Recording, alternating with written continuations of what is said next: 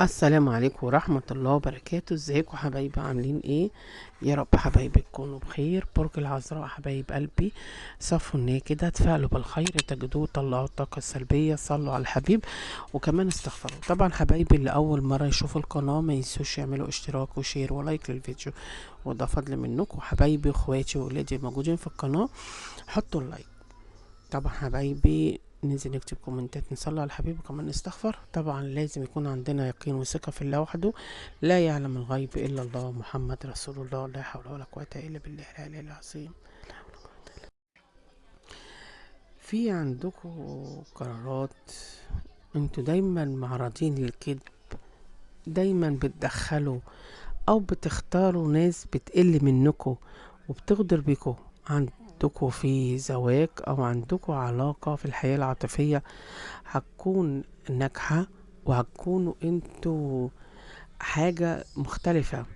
وقع عليكم ظلم من ناس وما كانش ليكوا علاقة في الظلم ده، وعشان كده انتوا الفترة ديت خايفين من بعض الناس. عندكوا في ضيق في في الصدر، خنقة بتجيلكوا بدون سبب، بس عندكوا رسالة قوية الفترة دي.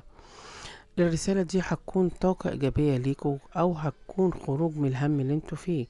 كمان في منكم بإذن الله هيكون عنده اسم كبيرة في سفر، أو اسم إن هو يرجع المال اللي عنده.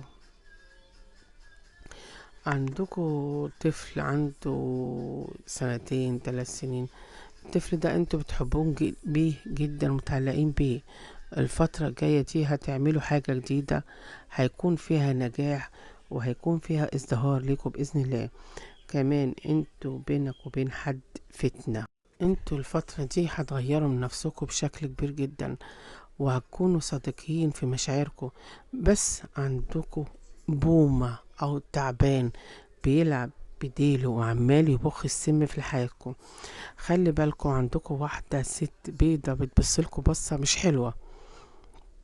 بعض الناس بيقولكوا عندكم سحر، بس انتوا عندكم طاقة مأثرة عليكم. عندكم حسد شديد لدرجة السحر، ياريت تخلي بالكم، لان انتوا هيكون عندكم مخرب كبير الفترة دي، وهتبدأوا تدوا عن نفسكم، وهتبدأوا تطبطبوا على نفسكم من جديد بإذن ربنا. الفترة دي بتاعتكم انتوا فترة خروج من حالة الكركبة، من حالة اليأس اللي بتمر بيها. عندكم مشكلة واقفة قدامكم بتحاولوا تحلوها بأي طريقة، بس الفترة دي انت ما عندكوش تواصل مع حد، تليفونكم مقفول، مش عايزين تتكلموا. عندكم طاقة حزن ومأثرة عليكم، مأثرة على حملكم، مأثرة على شكلكم، فلازم تطلعوا من التوتر الحيري اللي عندكم. ربنا شايل لكم حاجة كويسة جدا وهتكون فيها خير، بس انتوا في وضع عصبي، وضع فيه اختلافات بينك انت والشريك، او بينك وبين ناس متعمدة انها تأذي فيك. بس كرب ربنا هيكون عندك نجاة من كارثة، مواجهة من اللي انت موجودة عندك في انتصار على بعض الناس، ورجوع حق عندكم في مبلغ مال، وهيكون مبلغ حلو جدا. بلاش التسرع اللي انت بتمر بيه، انت عصبي بيه، ولدرجة ان في حاجات بتبقى مختلفة، وفي نفس الوقت عندكم ترقية حلوة، وعندكم في تحسن في حياتكم. انتوا بالكم مشغول بالرزق، والرزق هيكون حلو. عندكم حمل الفترة الجاية دي، هيكون فيها حمل. عندكم في جلسة، والجلسة دي هتكون لصالحكم انتوا، في عقد، في بصمة، في توقيع في حياتكم. انت هيكون في راحة حلوة الفترة دي. انتوا ما بتحبوش تأذوا حد، ما بتحبوش ان انتوا تتكلموا عن حد، بس انتوا قررتوا ان انتوا تاخدوا قرار حاسم، والقرار ده هيكون قرار قوي ليكم، او هيكون عندكم تغيرات في اكتر من حاجة. الوضع ده هيتحسن وهتكون في فرحة واكتر من فرحة، بس في مشكلة من ستات بيتكلموا عليكم، في ستات بيعملين كلام، عشان كده باين الارهاق عليكم وعلى شكلكم. عندكم في موضوع مسبب لكم اذى. كمان الفترة دي انتوا رقم 10 مميز، عشان كده انتوا بتحبوا تطلعوا دايما ال10 ايام، تحبوا القرار الحاسم. في حد دايما بيحاول يعاتبك، بيحاول بيجيب اللوم عليك، بيحاول كل حاجة يحطها عليك، رغم ان انت ما لكش اي ذنب في اي حاجة. في عندك تواصل بينك وبين حد مش هتكون بتعرفه او هيكون ليك علاقة بيه، وهيكون في تواصل وهيكون في كلام بينكم. عندكم فرحة وتتحضر لكم وهدي تكون فيها خير. كمان عندكم عرض شغل، عرض وظيفة وحاجة جديدة، والله أعلى وأعلم. دايما أقول لكم خلي بالكم من نفسكم. انتوا قافلين الباب على نفسكم، مش عايزين تتكلموا، مش عايزين تعاتبوا، مش عايزين تفتحوا أي حاجة بسبب اللي انتوا فيه ده. عندكم فيه صلح، وعندكم فرصة جديدة لسفر، فرصة لحاجة معينة في حياتكم. عندكم حاجة فيها قدر ربنا ليكم، فيها طاقة إيجابية. دايما أقول لكم انتوا هتكونوا في قمة الازدهار، ان انتوا هتمسكوا منصب حلو، حاجة جديدة، هتكونوا في قمة الازدهار. انتوا دايما واثقين في نفسكم، في واحدة ست متعمدة تحطكم في مواقف تزعلكم. خلي بالكم من الستات اللي حواليكوا. الست دي تخينة بتحاول نفسكم. الست دي هتوقعكم في أذى، بس بفضل ربنا هينجيك من الشياطين اللي انت ممكن تقع فيها. عندكم حاجة جديدة وهتحصل من بعد الزعل اللي بينك وبين حد. الأمور عندكم هتبدأ تتظبط بشكل كبير جدا. في عندكم خطوبة، في زواج، ارتباط، وممكن تكون هدية او رجوع المفسرين، والله اعلى واعلم. في عندكم طاقة جديدة وحاجة مختلفة هتحصل لكم. كذا حاجة انتوا هتجددوا منها هتكون فيها طاقة تانية ومختلفة بشكل كبير. انتوا متعرضين للأذى وبتتعادوا للأذى بسبب الستات. عندكم طاقة انتظار هيكون فيها أمر مجدي، وهيكون فيه طاقة حلوة تانية. في هم انتوا شايلينه على كتافكم، او في مشروع عندكم ضايقكم، عمل لكم اي عراقيل، فعندكم طاقة ايجابية وفي دعم. دايما كان في نفور بينك وبين الشريك بسبب سحر التفريق اللي كان معمل لكم. انتوا ماشيين بدماغكم وما بتحبوش حد يمشي قراراته عليكم. انتوا بتحبوا تعملوا كل حاجة من انتوا عايزينها. خروج طرف تالت من حياتكم هيمشي، وهيكون في عندكم حرف الميم وحرف السين حرف الر وحرف دول موجودين في حياتكم، وبيقابلكوا كلام او اسماء. الاسماء دي انت متحبهمش، مش عايز تواجه معاهم باي حاجة. انتوا الفترة دي داخلين في عزلة، في طاقة سلبية. صحتكم تعبانة الفترة دي بشكل كبير. صحتكم معرضة للأذى، دايما معرضين لكسرة القلب، دايما في شوية ضغوط نفسية. انت في ارض بيتك مش مرتاح، في ظلم، في كسرة قلب، في كذا حاجة عاملة لكم طاقة سلبية. عندكوا انتوا قاعدين مع نفسكوا، ومن ورا ان انتوا قاعدين ورا نفسكوا داخلين في عزبة، ما بتحبوش اي حاجة تكون فيها ضوء، عايزين تقعدوا مع نفسكوا. بس عندكوا فرحة، والفرحة دي هتطلعكم من اي حاجة، وهيكون في فلوس جايالكوا. او ممكن يكون معمول لكم سحر التفريق وهو المتعمد يأذيكم، بس انتوا ان شاء الله انتوا هتكونوا في قمة الازدهار، وربنا هيرزقكم من حيث لا تعلموا، وهيكون في انتصار على حياتكم. حصل عندكم إهانة، والإهانة دي زعلتكم ومتوقعتوش ان هو ده يكون الرد. في حد عايز يرجع لكم الفترة دي، او عايز يكلمكم، عايز يفتحكم في حاجات، والله اعلم. في مشاعر قوية بينك وبين حد، مشاعر قوية، وهتاخدوا فيها قرار قوي وقرار حاسم. كمان عندكم فرحة، والفرحة دي هتكون جميلة، ممكن تخص أولاد. خلي بالكم في ناس بتأذي فيكم، وضحوا حياتكم شوية. انتوا بتشتكوا من ظهركم، بتشتكوا من جسمكم، كذا حاجة بتشتكوا منها. يعني مأذيين من ضغوط، من كسرة قلب، من شوية عراكيل. العراكيل دي ممكن تكون حد عقبة، وحد من حواليكوا يتعمد ان هو يتكلم على الشكل ان انتوا مش حابينه.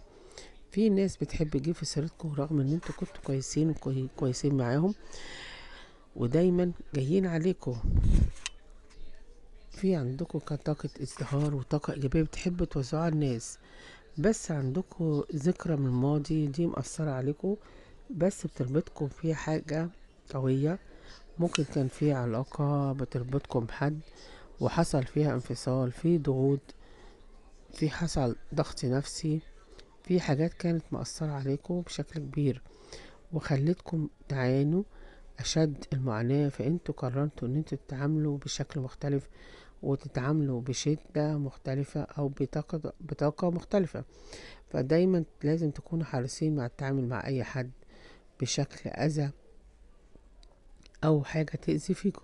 كمان بسم الله ما شاء الله عليكم وشكم هيبدأ ينور، وبخلال وشكم المنور هيكون نجمكم في العالي في السماء. معنى نجمكم هيكون عالي هتخشوا في حاجات، في عندكم ازدهار وثقة بالنفس الفترة الجاية. كمان انتوا شايلين هم او شايلين مسؤولية، شايلين حمل، شايلين حاجة كبيرة عليكم، حاجة كبيرة عليكم والله اعلى واعلم.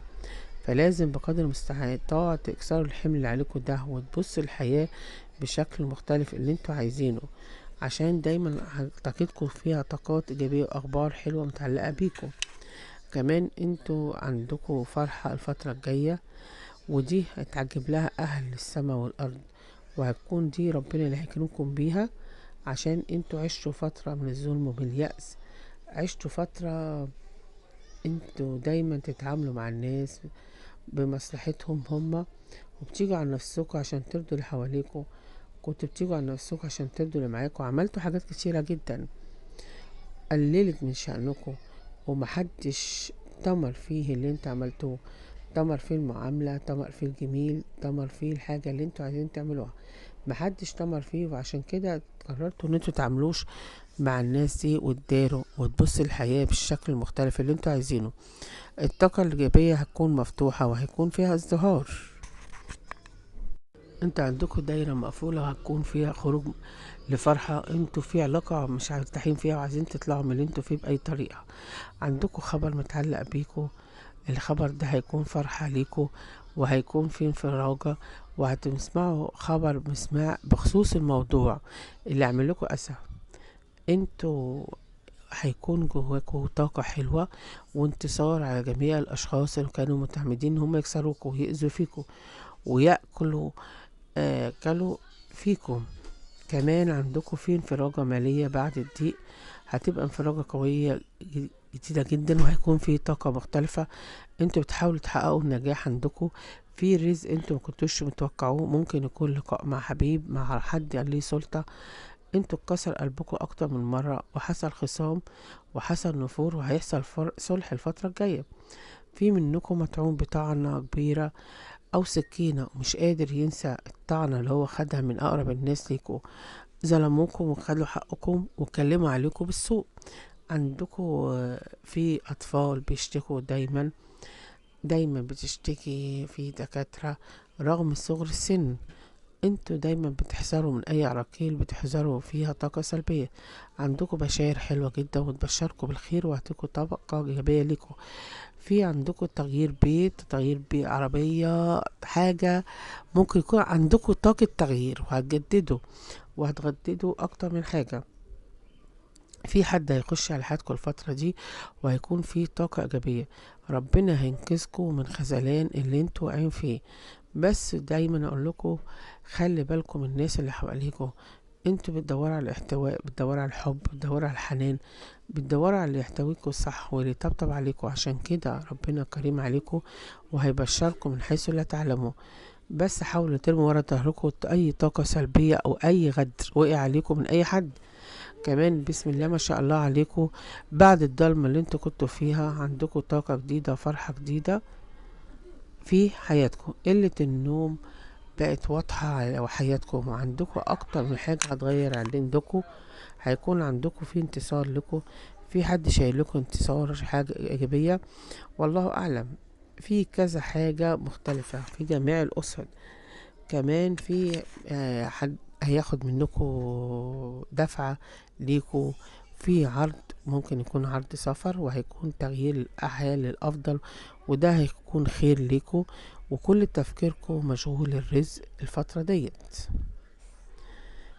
اللي جاي هيكون في تواصل، وربنا ينصركم في الوقت المناسب. في منكم شغال أكتر من شغلانة، عندكم موعد مع السعادة الفترة الجاية.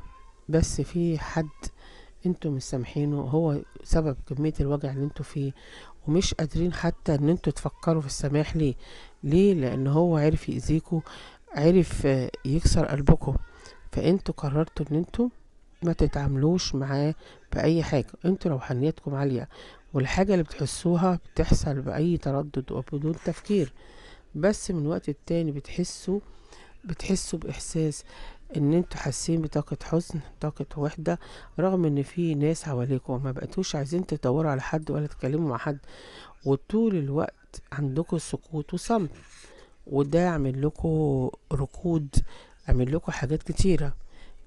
جميع الناس ما عندكوش رغبة للأكل، في منكم عندكم غضب في حاجات كتيرة جدا، رغم ان انتوا بتحبوا الأكل ما بقاش ليكوا نفس.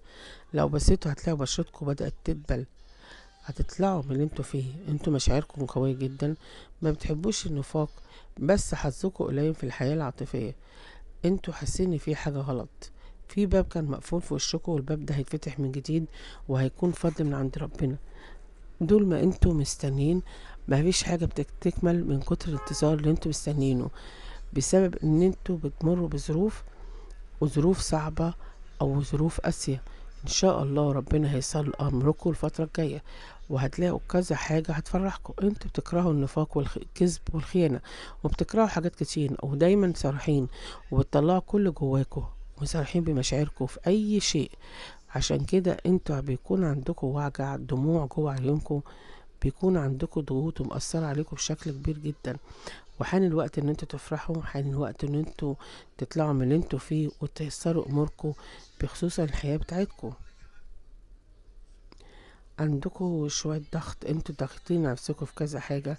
في شخص بيحبكم جدا، الشخص ده انتوا فاقدين فاقدينه في كذا حاجة، وان شاء الله بإذن الله ربنا يكرمكم وهيعوضكم من حيث لا تعلموا. كمان عندكم انفراجات حلوة بعد الضيق والخنق اللي عندكم والطاقات السلبية اللي انتوا مريتوا بيها، او بعد الخمول وحالة اليأس اللي انتوا فيها. كمان عندكم في قلق وخوف من حاجات كتيرة، في كذا حاجة خايفين منها، حاجة عاملة توتر، والخوف ده مخليك انت ساكت كل الوقت، ما بقتش عايز تفتح اي حاجة مع اي حد. ففي مشكلة عندك وهتحلها في الوقت المناسب. معظم الوقت انت بتقعد في بيتك، حاول تهدى كده. انت لما حالتك النفسية بتتعب بتحس ان قلت حظك قليل، وده غلط. ان انت طول الوقت ان انت شايف حظك قليل، لان انت بتيأس، وطول ما انت دخلت عندك طاقة اليأس صعب ان انت تخرج. ربنا ينجيك من اي حاجة، فربنا ما ينجيك ما تزعلش. انت داخل في مرحلة حلوة سعادة، فبلاش طول الوقت مستني ومش عايز. ده اكبر غلط ليك. انت بينك وبين ربنا طريق مفتوح، والطريق المفتوح ده انت لازم تستغله، وحافظ على المعاملة اللي بينك وبين حد، ودايما هعامل الناس اللي قدامك بالعقل مش بالقلب، لان القلب دايما بيوقعك في مشاكل. عندك فيه مبلغ من المال جايلك، وده هيطلعك من محنة وهيديك في طريق تاني خالص، وهيديك طاقة حلوة جدا. رجوع للمفسرين بشكل كبير جدا، وهيكون في كلام يخص الشريك الفترة الجاية، فهيكون عندكم زيادة في المال من حيث لا تعلمون. والسر اللي هيكشف قدامكم ده هيكون من صالحكم انتوا، ومن خلال السر ده هتاخدوا قرار حاسم، قرار فيه حاجتين بس، هتلاحظوه بنفسكم. هتبقوا اشخاص مختلفة، هتبقوا اشخاص اوضح لطاقة تانية. انتوا حد يهتمنكوا ان انتوا تاخدوا حقكم، والشخص اللي كان بيلف حواليكوا هو اللي ظلمكوا وجي عليكوا. ده هيجيلكوا وهيبقى عايز يطلب السماح، وانتوا هتكونوا عارفين. كمان انتوا عارفين الوسواس اللي بيسلطكوا على كل حاجة، واخدين كل حاجة بحساسية زيادة عن اللزوم، وده اكبر غلط. وتعيشوا الحياة بسهولة. في حد بيحاول انه يوزع عليكم طاقات انتوا مش حابينها، او مش حابين ان انتوا تتكلموا معاه او تفتحوا معاه اي موضوع. بتحسوا ان الشخص ده في حاجة غريبة، في حاجة غلط، مش طمنين له ولا مرتاحين له. وطول ما انتوا مش مرتاحين لحد، يلا السلام، ما بيصدقوش ولا بتدوله اي اهتمام واي اهتمام. كمان في غلطة انتوا عملتوها في حياته بذلك بتدفعوا ثمنها لغاية دلوقتي، ولا اتنست ولا وراحت من تفكيركم. انتوا زعلانين على حد في غربة او بعيد، ده هيرجع لكم وهيكون في طاقة ايجابية هتريحكم. انتوا مستنيين رسالة، والرسالة دي هتجيلكوا في الوقت المناسب، بس لازم تهتموا بنفسكوا اكتر من الزيادة عن اللزوم. ولازم مع اكتمال الامر تشوفوا انتوا عايزين ايه وتشتغل ايه. البيبان اللي قدامكم هتتفتح، بلاش الخوف الزيادة عن اللزوم. اللي ملازمكم انتوا منويين، وطول ما انتوا ناويين ربنا قادر على كل شيء. واشد الحاجة واشد الزعل بتاعكم هتعرف قد ايه ان ربنا كريم عليك وبيحبك، ودي حكمة من عند ربنا. اقول لكم ايه؟ السلام عليكم ورحمة